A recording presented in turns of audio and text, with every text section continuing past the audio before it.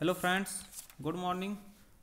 आज हम हिंदी और उसकी अन्य भाषाओं से जितने सारे क्वेश्चन बनते हैं उनके बारे में हम चर्चा करेंगे, जो कि हमारे एग्ज़ाम के लिए बहुत ही महत्वपूर्ण है। तो हम शुरू करते हैं। आज बहुविकल्पी के माध्यम से शुरू करते हैं। पहला क्वेश्चन, मध्यकालीन अरबी तथा फारसी साहित्य में भारत की भाषाओं के लिए किस शब्द का प्रयोग किया गया? तो जवाने हिंद का। अगला देखते हैं क्वेश्चन नंबर 2, खालिक बारी किसकी रचना है? तो खालिक बारी अमीर खुसरो की रचना है, जो कि एक शब्दकोश है। इसी में हिंदी शब्द का प्रयोग किया गया था। नेक्स्ट क्वेश्चन देखते हैं, खड़ी बोली हिंदी में सर्वप्रथम रचना करने वाले कवि कौन है? तो हमारा ऑप्शन बी सही होगा, अमीर खुसरो। इन्हें ही खड़ी बोली का जनक भी कहा जाता है, खड़ी बोली का जनक कहा जाता है, और इन्हें भारत का तोते हिंद भी कहते हैं। नेक्स्ट देखते हैं, हिंदी के उद्भव का सही काल क्रम क्या है? तो पहला सही होगा पाली।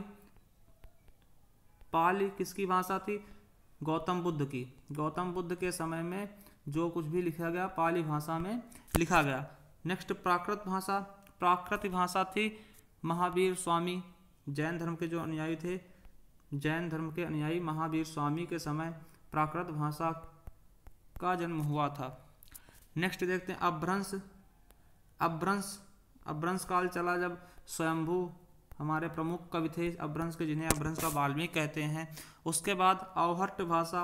अवहट्ट भाषा के प्रमुख कवि थे विद्यापति, जिन्होंने पहली कविता अवहट्ट की पहली कविता लिखी, जिसका नाम था कीर्तिलता। ये बहुत ही इंपॉर्टेंट होता है कि अवहट्ट की पहली कविता या पहली रचना कौन सी थी? तो कीर्तिलता।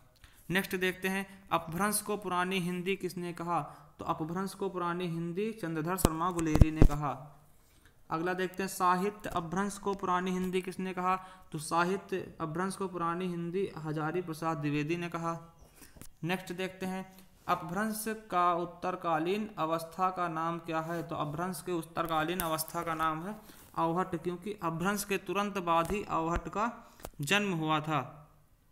अगला हम देखते हैं क्वेश्चन कि सौरसेनी अपभ्रंश से किस उपभाषा का विकास हुआ? तो राजस्थानी का।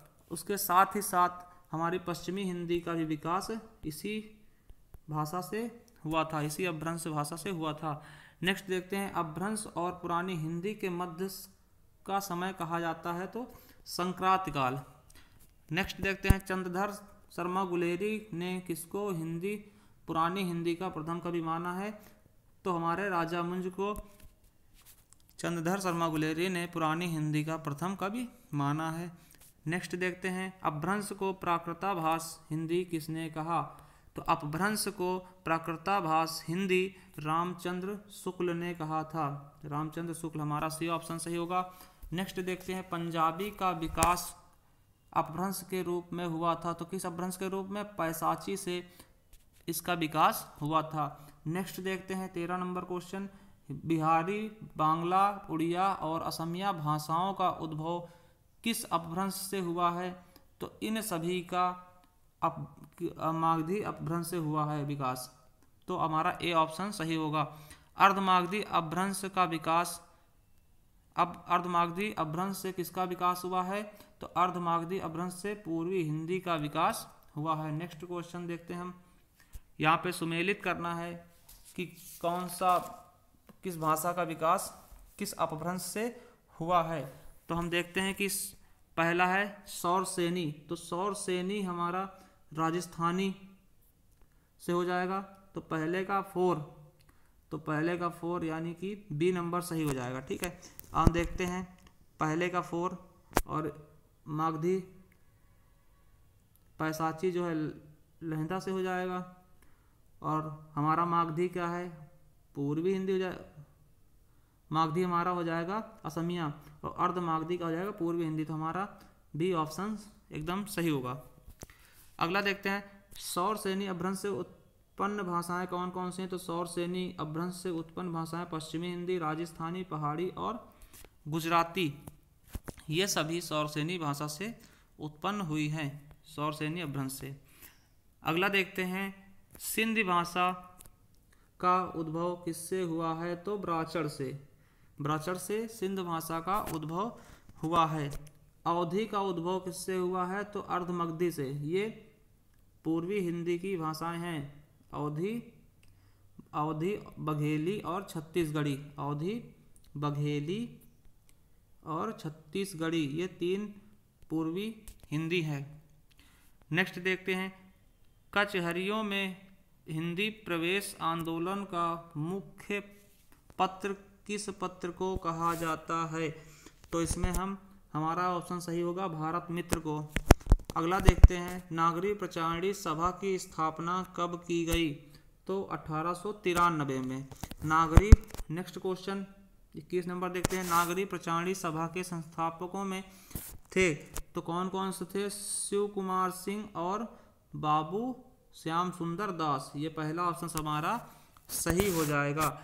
नेक्स्ट देखते हैं, काशी नागरिक प्रचारणी सभा के संस्थापकों में से कौन नहीं थे? तो हमारे बाबू श्याम सुंदर दास भी थे, ठाकुर शिव कुमार सिंह भी थे, राम नारायण मिश्र भी थे। तो ये हमारा डी ऑप्शन हो जाएगा, रामचंद्र शुक्ल, यही नहीं थे। नेक्स्ट देखते हैं, फोर्ट विलियम कॉलेज की स्थापना कब हुई?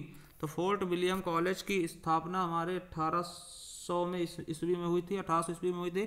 कहाँ पे हुई थी? कलकत्ता में। तो नेक्स्ट क्वेश्चन है, फोर्ट विलियम कॉलेज की स्थापना तो कलकत्ता हो जाएगा, कलकत्ता में हुई थी।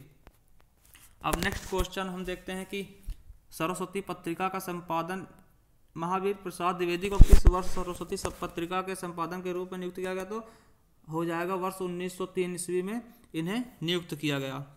अगला देखते हैं, संविधान सभा के हिंदी को राजभाषा बनाने का प्रस्ताव रखा था तो हमारा ए ऑप्शन सही होगा, गोपाल स्वामी अयंगर ने। नेक्स्ट देखते हैं, भारतीय संविधान में हिंदी को मान्यता कब दी गई? तो भारतीय संविधान में हिंदी को मान्यता 14 सितंबर 1949 को दी गई थी। इसी दिन हिंदी को राजभाषा का दर्जा दिया गया था, राजभाषा का दर्जा दिया गया था। इसीलिए प्रत्येक वर्ष 14 सितंबर को हिंदी दिवस के रूप में मनाया जाता है, हिंदी दिवस के रूप में मनाया जाता है, जो कि बहुत ही इंपॉर्टेंट क्वेश्चन है, कई बार एग्जाम में पूछा भी जा चुका है। नेक्स्ट देखते हैं, भारतवर्ष के लिए हिंदी भाषा का नाम सबसे पहले किसने सुझाया? तो मदन मोहन मालवीय ने सबसे पहले हिंदी भाषा का नाम सुझाया था। इन्होंने ही BHU की स्थापना की थी, बनारस हिंदू विश्वविद्यालय की, जो कि बहुत ही फेमस है।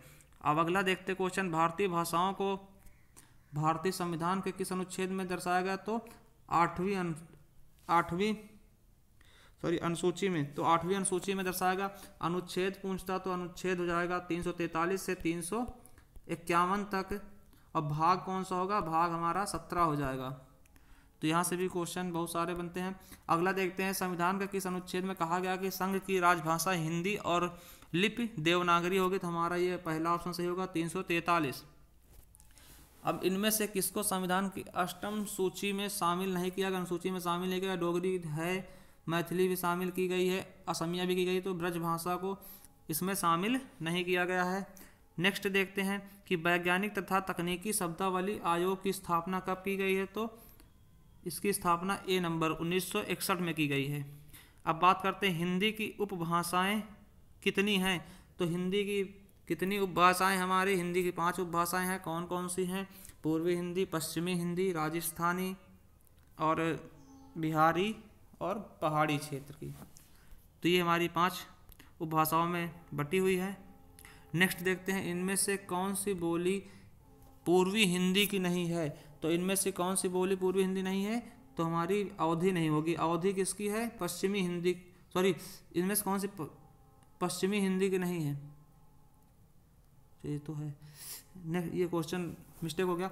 इनमें से कौन सी बोली पूर्वी हिंदी की नहीं है? तो इसमें कौन सी पूर्वी हिंदी नहीं होगी? बिहारी नहीं होगी। ऑप्शन हमारा बी सही होगा, बिहारी नहीं होगा। अब नेक्स्ट क्वेश्चन है, पश्चिमी हिंदी की बोली कौन सी नहीं है? तो हमारी पश्चिमी हिंदी की बोली अवधी नहीं होगी, क्योंकि अवधी क्या है? पूर्वी भाषा की, पूर्वी हिंदी की बोली है। अगला देखते हैं हम, पश्चिमी हिंदी की बोलियों की संख्या कितनी है? पश्चिमी हिंदी की बोलियों की संख्या हमारी 5 है। टोटल 5 पश्चिमी हिंदी की बोलियां कौन कौन सी हैं? ब्रज, कन्नौजी,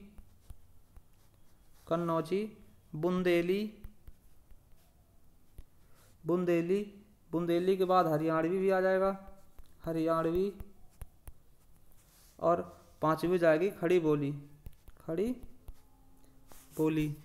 नेक्स्ट क्वेश्चन हम देखते हैं कि पूर्वी हिंदी की बोलियां हैं, तो पूर्वी हिंदी की प्रमुख 3 बोलियां हैं, कौन कौन सी? अवधी, बघेली और छत्तीसगढ़ी। तो हमारा पहला ऑप्शन सही हो जाएगा। नेक्स्ट क्वेश्चन हम देखते हैं, अगला देखते हैं कि भोजपुरी, मगही और मैथिली बोलियां किससे संबंधित हैं? तो ये सब बिहारी हिंदी की बोलियां हैं। नेक्स्ट देखते हैं, गुड़गांव, दिल्ली तथा करनाल के पश्चिम क्षेत्रों में बोली जाने वाली अहिरवाटी का संबंध किससे है? तो उत्तरी राजस्थानी से इसका संबंध है। नेक्स्ट देखते हैं, मैथिली में साहित्य सृजन करने वाला रचनाकार कौन सा है? तो विद्यापति हो जाएंगे। कौन सी रचना थी? कीर्तिलता। इनकी प्रथम रचना मैथिली में कौन सी? कीर्तिलता। अगला देखते हैं कि पूर्वी राजस्थानी का एक अन्य नाम क्या है? तो पूर्वी राजस्थानी का एक अन्य नाम है ढूंढाड़ी। नेक्स्ट क्वेश्चन देखते हैं, निम्नलिखित में से किस बोली में कृष्ण काव्य और रीतिकालीन साहित्य का सृजन किया गया है? तो वो हो जाएगा हमारा ब्रजभाषा। इसमें बहुत से कृष्ण काव्य का संग्रह है। अगला देखते हैं, गोस्वामी तुलसीदास की रचना कवितावली किस भाषा में? तो ये कवितावली आपकी ब्रजभाषा में है। ये बहुत ही इंपॉर्टेंट क्वेश्चन है, क्योंकि तुलसीदास हमेशा ब्रजभाषा का यूज नहीं करते थे, वो हमेशा अवधी भाषा का यूज करते थे। तो इसलिए हमारा यही कवितावली पूछा जाता है कि किस भाषा में? तो ब्रजभाषा में। नेक्स्ट देखते हैं, शकुंतला नाटक का हिंदी में अनुवाद किसने किया? शकुंतला नाटक का हिंदी में अनुवाद राजा लक्ष्मण सिंह ने किया था। अगला क्वेश्चन है हमारा कि खड़ी बोली कहाँ बोली जाती है? तो खड़ी बोली हमें पता है कि मेरठ में बोली जाती है। नेक्स्ट क्वेश्चन, खड़ी बोली के लिए सुनीत कुमार चटर्जी ने किस शब्द का प्रयोग किया है? तो इसके लिए जनपदीय हिंदुस्तानी का प्रयोग किया गया है। तो पहला ऑप्शन हमारा सही होगा। किस क्षेत्र की बोली को काशिका कहते हैं? तो ये हमारा बनारस हो जाएगा, क्योंकि बनारस काशी के आसपास का है, तो काशी के आसपास की भाषा को हम काशिका भी कहते हैं। अगला हो जाएगा, पश्चिमी हिंदी किस अपभ्रंश से विकसित हुई है? तो पश्चिमी हिंदी हमारी सौरसेनी अपभ्रंश से विकसित हुई है। नेक्स्ट क्वेश्चन देखते हैं, निम्नलिखित में से कौन सी द्रविड़ परिवार की भाषा है? तो हमारे द्रविड़ परिवार की भाषा कौन सी हो जाएगी? कन्नड़। अगला देखते हैं क्वेश्चन, पश्चिमी हिंदी की सर्वाधिक प्रमुख बोली किस इनमें से कौन सी है? तो पश्चिमी हिंदी की सबसे प्रसिद्ध बोली कौन सी हो जाएगी? ब्रजभाषा। निम्नलिखित बोलियों में से कौन सी बोली उत्तर प्रदेश की नहीं है? तो उत्तर प्रदेश की कौन सी बोली नहीं है? तो मैथिली। मैथिली कहाँ की है? बिहार की।